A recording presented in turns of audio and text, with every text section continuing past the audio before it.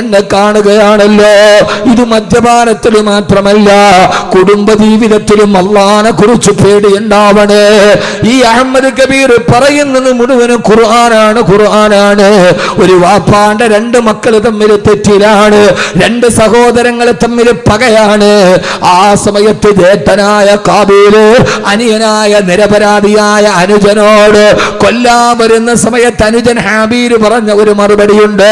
കാബീൽ അനുജനോട് അസൂയ മൂത്തിട്ട് ഒട്ടകത്തിന്റെ തോളല് കൊണ്ട് തലയിലടിച്ച് കൊല്ലാൻ വരുമ്പോ, തന്റെ പ്രിയപ്പെട്ട ജേഷ്ഠൻ തന്നെ കൊല്ലാൻ വരുമ്പോ അനിയനായ ഹാബീൽ പറയുന്നൊരു മറുപടി ഖുർആൻ പറയുന്നുണ്ട് സൂറത്തുൽ മാഇദ, ലഇൻ ബസത്ത ഇലയ്യ യദക ലിതഖ്തുലനി മാ അന ബിബാസുത്തിൻ യദിയ ഇലൈക ലിയഖ്തുലക ഇന്നി അഖാഫുല്ലാഹ റബ്ബൽ ആലമീൻ. തന്റെ ജേഷ്ഠൻ തന്നെ കൊല്ലാൻ ഒട്ടകത്തിന്റെ തോളല് കൊണ്ട് അടിക്കാൻ വരുമ്പോ, പ്രിയപ്പെട്ട ജേഷ്ഠാ, നിങ്ങൾ എന്നെ കൊല്ലാമെന്നാലും നിങ്ങളോട് ഞാൻ തിരിച്ചൊന്നും പറയില്ല. അതെനിക്ക് നിങ്ങളോട് തിരിച്ചു ചെയ്യാൻ അറിയാത്തത് കൊണ്ടല്ല, തിരിച്ചു ചെയ്യാൻ എന്റെ കൈക്ക് ആരോഗ്യമില്ലാത്തിട്ടല്ല, ഈ പറയുന്നത് പോലെ തിരിച്ചു പറയാൻ അനുജന് കഴിയാത്തത് കൊണ്ടല്ല. പക്ഷേ ഇന്നി അഖാഫുല്ലാഹ റബ്ബൽ ആലമീൻ. എന്റെ പ്രിയപ്പെട്ട ജേഷ്ഠാ, എനിക്ക് എന്റെ റബ്ബിനെ പേടിയോ.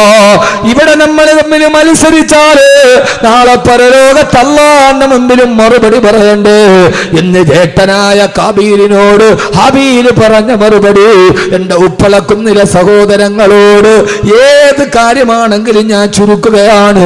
അത് വ്യക്തി ജീവിതത്തിൽ, സ്വകാര്യ ജീവിതത്തിൽ, കുടുംബ ജീവിതത്തിൽ, ഭാര്യ ഭർത്തൃ ജീവിതത്തിൽ പെണ്ണേ ഞാൻ ക്ഷമിക്കുന്നത് ഇന്നി അഖാഫുല്ലാഹ റബ്ബൽ ആലമീൻ. എനിക്കെന്റെ അല്ലാഹനെ പേടിയാ, അവൻ എന്നെ സദാ നിരീക്ഷിക്കുന്നുണ്ട്. ഇന്ന റബ്ബക ലബിൽ മിർസാദ്. എന്റെ അല്ലാഹു സദാ എന്നെ നിരീക്ഷിച്ചു കൊണ്ടിരിക്കുകയാണ്. അല്ലാഹു ബോധം തരട്ടെ, ആമീൻ പറ.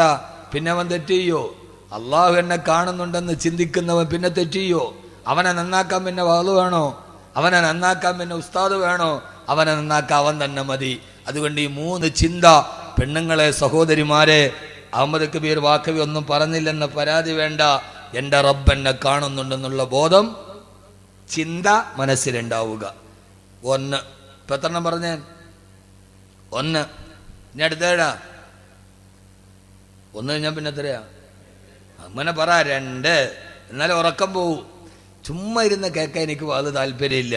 ഞാൻ ഇങ്ങനെയൊക്കെയാണ്. അടുത്തത് രണ്ടാമത്തേത്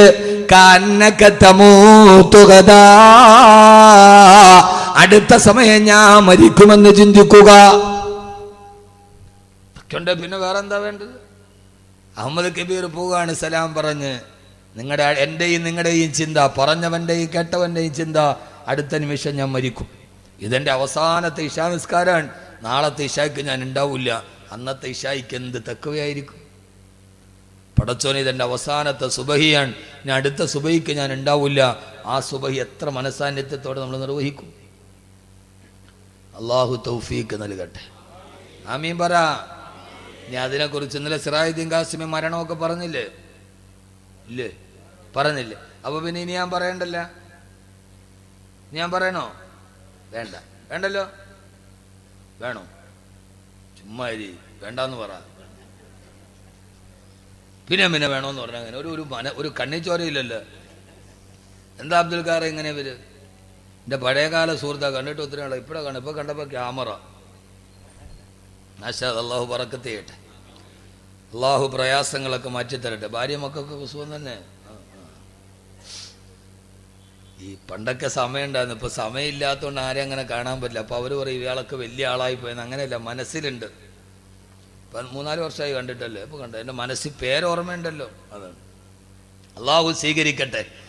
അതുകൊണ്ട് മരണത്തെക്കുറിച്ച് ഇന്നലെ നന്നായിട്ട് കേട്ടു. ഞാൻ 2 വരി കവിത പാടിത്തരാം. 2 വരി കവിത. ഒരറബി കവിയുടെ 2 വരി കവിത.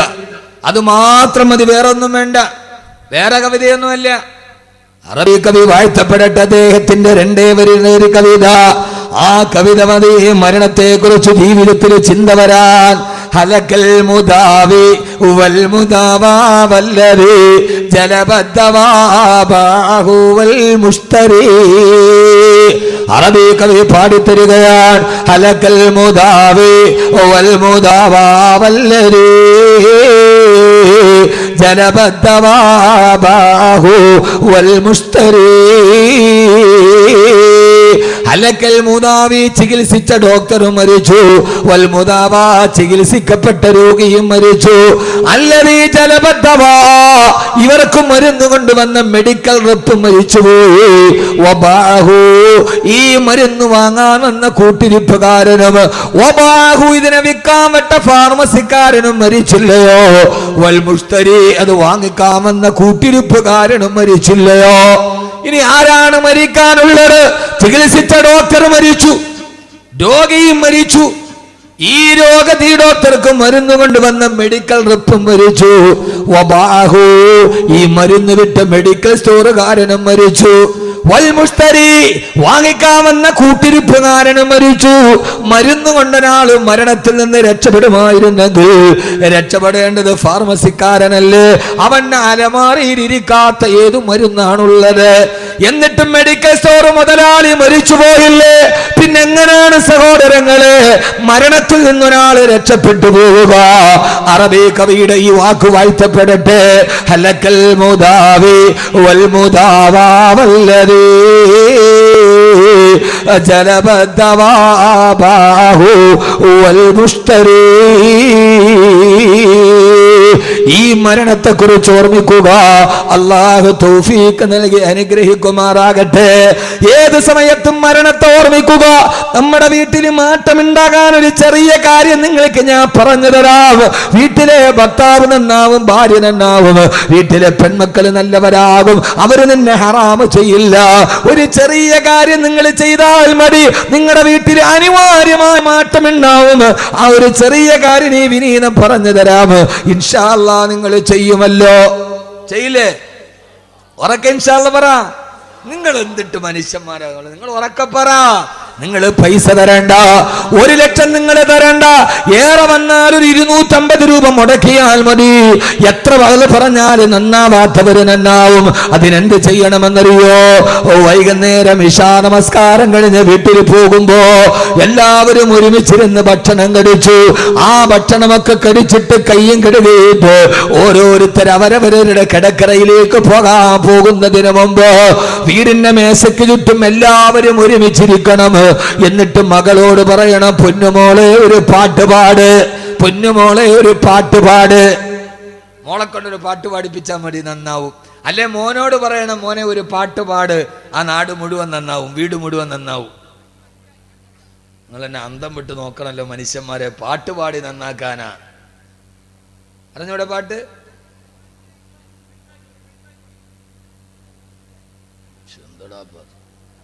ഇവിടെ സീരിയസ് കാര്യം പറയുമ്പോൾ അവിടെ സൈഡാക്കിക്കോളി. നീ ബേഞ്ഞ് കീഞ്ഞ് പോവാനുള്ളതിന് ഇവിടെ നോക്ക്. മകളെ കൊണ്ട് എന്ത് ചെയ്യണം? ഒരു പാട്ട് പാടിപ്പിക്കണം. ശല പഠിപ്പിക്കോ മകനെ കൊണ്ട്? ഏത് പാട്ടാ? മരണത്തെ കുറിച്ച് പാടണം. അല്ലാതെ ഇല്ല മറ്റേ പാട്ടല്ല, പ്രണയം. നീലരാവിൽ നഗ്നമേനികൾ നീലരാവിലു ഉരസുന്ന സുഖമല്ലോ പ്രണയം. അതല്ല പ്രണയം എന്ന് പറഞ്ഞാൽ എന്താ? എനിക്ക് പറയാൻ ഉത്തരവുണ്ട്, പക്ഷെ പറയാൻ ഈ സ്ഥലം ശരിയാവല്ലാത്തോണ്ട് ഞാൻ പറയാതിരിക്കുകയാണ്. നമ്മുടെ മാപ്പിളപ്പാട്ട് വലിയ മുബാറക്കായിട്ട് ബിസ്മി പറഞ്ഞ് ഒതുവെടുത്തിട്ട് നമ്മളിട്ട് കേൾക്കണ മാപ്പിളപ്പാട്ടേരാ? നീലരാവിൽ നഗ്നമേനികൾ ഉരസുന്ന സുഖമല്ല പ്രണയം എന്നാരടാ മോനെ പറഞ്ഞത്? പരിപൂർണ നഗ്നമായ 2 ശരീരം തമ്മിൽ ഉരസുമ്പോൾ ഉണ്ടാകുന്ന വികാരമാണ് പ്രണയമെന്നാണ്. ഏത്? എനിക്കിപ്പോ അത് എഴുതിയവൻ കേസ് കൊടുത്താലും ഡയറക്ടേഴ്സ് എനിക്കത് പുല്ലാണ്. അങ്ങനെയല്ലേ പാട്ട്? അങ്ങനെയല്ലേ? ഓ കഷ്ടം. മുത്തക്കീങ്ങളൊന്നും അറിഞ്ഞൂടാ അവർക്ക്. നിങ്ങൾ ഇരിക്കണ ഇരിപ്പ് കണ്ട ഇവർക്ക് ഇതൊന്നും അറിഞ്ഞൂടാ. മുത്തക്കീങ്ങൾ ഖുർആൻ മാത്രമേ അറിയാവൂ. മാപ്പിളപ്പാട്ട് നഗ്നമേനികൾ നീലരാവിൽ ഉരസുന്ന സുഖമല്ല പ്രണയം എന്ന് പുതിയ കവി. എന്നാ പഴയ കവി എങ്ങനെയാണ്? കാമുകി ചോദിക്കാൻ രമണം പോലും പറഞ്ഞിട്ടില്ല അങ്ങനെ. രമണം പോലും, ചങ്ങമ്പുഴയുടെ രമണം പോലും പ്രണയത്തെ നിരാകരിക്കുകയാണ് ചെയ്തത്. കാനനച്ചോലയിൽ ആടുമേക്കാൻ ഞാനും വരട്ടെയോ നിന്റെ കൂടെ. ആരും കാണാത്ത കാനനച്ചോലയിൽ ചെറുപ്പക്കാരാ നിന്റെ കൂടെ ആടുമേക്കാൻ ഞാൻ വരട്ടെ എന്ന് ചോദിച്ചപ്പോ ചങ്ങമ്പുഴയുടെ രമണം മറുപടി പറഞ്ഞ എന്താ? പാടില്ല പാടില്ല, നമ്മൾ താനെ മറന്നൊന്നും ചെയ്തുകൂടാ. പഴയകാലത്തെ സിനിമാ പാട്ടിൽ പോലും നിങ്ങൾ എന്നെ ഓർക്കണ്ട, ബാക്കവി ഇപ്പൊ സിനിമാ പാട്ട് പറയണമെന്ന്. എൻ്റെ വായനയുടെ ലോകം വിശാലമാണ്. വിമർശനങ്ങൾ എനിക്ക് പേടിയേയില്ല. പഴയകാലത്തെ സിനിമാ പാട്ടിൽ പോലും പ്രണയത്തെ നിരാകരിച്ചിട്ടുണ്ട്. പുതിയ കാലത്ത് മാപ്പിളപ്പാട്ടിൽ പ്രണയം ലൈംഗികതയായി. ഇതാണ് നമ്മുടെ മക്കൾ കേൾക്കുന്നത്. ഇപ്പൊ മനസ്സിലായ? നമ്മളൊരു കാര്യത്തെക്കുറിച്ച് മനസ്സിലാക്കി പഠിക്കണ്ടേ. പഴയകാലത്തെ സിനിമാ പാട്ടിൽ പോലും പ്രണയം ഇല്ല. നമ്മുടെ പുതിയ മാപ്പിളപ്പാട്ട് നമ്മുടെ മക്കളെ കേൾപ്പിച്ചത് ലൈംഗികതയാണ്, പച്ച വ്യഭിചാരം. ആ സമയത്ത് ഖുർആൻ നമ്മുടെ മക്കൾ കേട്ടിട്ടില്ല. ഉണ്ടോ? ഇല്ല. എന്നാൽ നിങ്ങൾ പാട്ട് പാടി പഠിപ്പിക്ക്. എല്ലാവരും ഉറങ്ങാൻ നേരത്ത് ഉറങ്ങുന്നതിന് മുമ്പ് വാപ്പയും അമ്മയും പെൺമക്കളും ആൺമക്കളും കൂടി ഇരുന്നിട്ട് പാട്ട് പാടാൻ പറയണം മോളോട്. ഏത് പാട്ടാ? തന്റെ കാവ്യ കൗമുദിയുടെ മലയാള അക്ഷരത്തിന്റെ സൗകുമാര്യത്തിന്റെ കാവ്യപണ്ഡിതങ്ങൾ കൊണ്ട് ലോകത്തിൽ ഖബറിനെ കുറിച്ച് പറഞ്ഞതെന്താ? മഹാനായ തഴവാ ഉസ്താദിന്റെ അൽ മവാഹിബുൽ ജലിയ 250 രൂപ വില വരുന്ന ആ ഗ്രന്ഥമൊന്ന് വാങ്ങിച്ചിട്ട് മോളോട് പറയണം, മോളെ കൊണ്ട് പാട്. ആ മോള് ഉറങ്ങുന്നതിന് മുമ്പ് പാടാൻ തുടങ്ങുകയാ. ഖബറെന്ന് കേട്ടാൽ തൽക്ഷണം ഞെട്ടേണ്ടതാ, കണ്ടാലുടനുവാ വിട്ടു നീ കരേണ്ടതാ. മേടയ്ക്കു പകരം മോളമാ സുബ്ഹാന റബ്ബിയതിൽ കിടക്കേണ്ടതാ നസുമാന. ആ മോള് പാടുകയാണ്, ഉപ്പ ഉമ്മ സഹോദരാ കേൾക്കണേ. ഖബറെന്ന് പറയുന്നത് ഒരു ഭയങ്കര വീടാണ്. ആ ഖബറിലേക്ക് നമ്മളെ കൊണ്ടുപോയി വെച്ചാൽ മെത്തയ്ക്കു പകരം മണ്ണതിൽ വിരിച്ചിട്ടതാ. സുബ്ഹാന റബ്ബി ഇരുളിനാൽ പെയിന്റിട്ടതാ. ഉപ്പാവിടെ മെത്തയില്ല, മണ്ണാണ് വിരിച്ചിട്ട ഉപ്പ. സിംഹാസനത്തിന് ചുറ്റി നിന്നവരല്ലേ, പിടിമണ്ണ് വാരിയെറിഞ്ഞതത്ഭുതമല്ലേ. ഉപ്പ മരിച്ചിട്ടും മണ്ണിന്റെ അടിയിലും മലന്ന് കിടക്കുമ്പോ ഉപ്പാടെ കസേരക്ക് ചുറ്റും നടന്ന മക്കളായ ഞങ്ങള് ഉപ്പാന്റെ ശരീരത്തിലേക്കും മണ്ണ് വാരിയിടും. ഉപ്പ ഖബറിന്റെ അടിയിൽ അടക്കം ചെയ്യപ്പെട്ടിട്ട് തിരിച്ചു വന്ന പിന്നെ എന്റെ ഉമ്മ ഖബറിന്റെ ഉള്ളിൽ ഒറ്റ കാണുമ്പോ ഇങ്ങനെ ഒരു 10 വരി പാടണം. എന്നിട്ട് എല്ലാവരും കൂടി അവനവന്റെ ബെഡ്റൂമിൽ കിടക്കാൻ പോയി. അവന്റെ ലൈറ്റ് അങ്ങ് ഓഫ് ആക്കുമ്പോ ഇരുട്ടായി. അല്ലാഹുവേ, നേരത്തെ മോള് പറഞ്ഞ ഖബറിന്റെ ഇരുട്ടല്ലേ ഇത്? ഈ വിശാലമായ മുറിക്കുള്ളിൽ എനിക്ക് ഞെരുക്കമാണല്ലോ. 6 അടിയുള്ള മണ്ണിന്റെ അടിയിൽ ഞാൻ എങ്ങനെ കിടക്കുമല്ല? പിന്നെ ഫേസ്ബുക്കിൽ വിരല് ചലിക്കൂല മോളെ, പൊന്നുമോളെ. ഭർത്താവ് വിദേശത്താണെങ്കിലും മിസ് കോൾ പിന്നെ അറ്റൻഡ് ചെയ്യാൻ തോന്നൂല, പിന്നെ ഹറാമ് ചെയ്യാൻ തോന്നൂല. അതുകൊണ്ട് നിങ്ങളുടെ ജീവിതത്തിൽ മാറ്റമുണ്ടാകണോ? ഈ ചെറിയൊരു ഗ്രന്ഥം വായിച്ചിട്ട് ഉറങ്ങുന്നതിന് മുമ്പ് ഒരു 10 വരി വായിക്ക്. അല്ലാഹു തൗഫീഖ് നൽകട്ടെ, തൗഫീഖ് നൽകട്ടെ. മരണത്തെ കുറിച്ച് ഓർമ്മിക്കുക. ഞാൻ അവസാനിപ്പിക്കുന്നു. 3ാമത്തെ ചിന്ത, നാളെ പരലോകത്ത് അല്ലാഹുവിന്റെ മുമ്പിൽ എഴുന്നേറ്റ് നിൽക്കണം എന്ന ബോധമുണ്ടാവുക. യൗമ യഖൂമുന്നാസു ലിറബ്ബിൽ ആലമീൻ. സർവലോക രക്ഷിതാവിന്റെ മുമ്പിൽ എഴുന്നേറ്റ് നിന്ന് എന്റെ ജീവിതത്തെ കുറിച്ച് ഞാൻ കണക്ക് പറയേണ്ടവനാണ്, ഞാൻ കണക്ക് പറയേണ്ടവളാണ് എന്ന ബോധ്യത്തോടെ ഓരോ ദിവസവും മുന്നോട്ട് നീങ്ങുക. അല്ലാഹു തൗഫീഖ് നൽകട്ടെ, അല്ലാഹു തൗഫീഖ് നൽകട്ടെ, അല്ലാഹു തൗഫീഖ് നൽകട്ടെ. അതുകൊണ്ട് അവനവനെ കൊണ്ട് ചെയ്യാൻ കഴിയുന്ന നന്മകൾ ചെയ്യുക. നാളെ പരലോകത്ത് അല്ലാഹുവിന്റെ മുമ്പിൽ എഴുന്നേറ്റ് നിൽക്കുമ്പോ അഹമ്മദ് കബീറെ നീ എന്ത് ചെയ്തെന്ന് ചോദിച്ചാൽ ആ സമയത്ത് പറയാൻ അല്ലാഹുവിനോട്, അല്ലാഹുവേ നീ പറഞ്ഞ ആയുസിന്റെ ഉള്ളില് എന്നെ കൊണ്ട് കഴിയുന്നതിന്റെ പരമാവധി ഞാൻ ചെയ്തിട്ടുണ്ടെന്ന് പറയാൻ ഒരു ചെറിയ മറുപടി പറയുവാനുള്ള വലിയൊരു ആഗ്രഹമാണ് ഹംദാൻ ഫൗണ്ടേഷൻ നേരത്തെ അബൂബക്കർ ഹാജി പറഞ്ഞ ഈ വിനീതന്റെ നേതൃത്വത്തിലെ ഹംദാൻ ഫൗണ്ടേഷൻ 3 ഏക്കർ സ്ഥലത്ത് കൊല്ലം ജില്ലയിൽ കേരളത്തിനാദ്യമായി ഒരു ഖുർആൻ വില്ലേജ് വരികയാണ്. 100ഓളം ഹാഫിളീങ്ങളുണ്ടവിടെ, 100ഓളം മാലിമീങ്ങൾ പഠിക്കുവാൻ പോകുന്നുണ്ടവിടെ. ഖുർആനിൽ പറഞ്ഞ മരങ്ങളുണ്ടവിടെ, ഖുർആനിൽ പറഞ്ഞ പഴങ്ങളുണ്ടവിടെ, ഖുർആൻ പറഞ്ഞ അത്ഭുതങ്ങളുണ്ടവിടെ.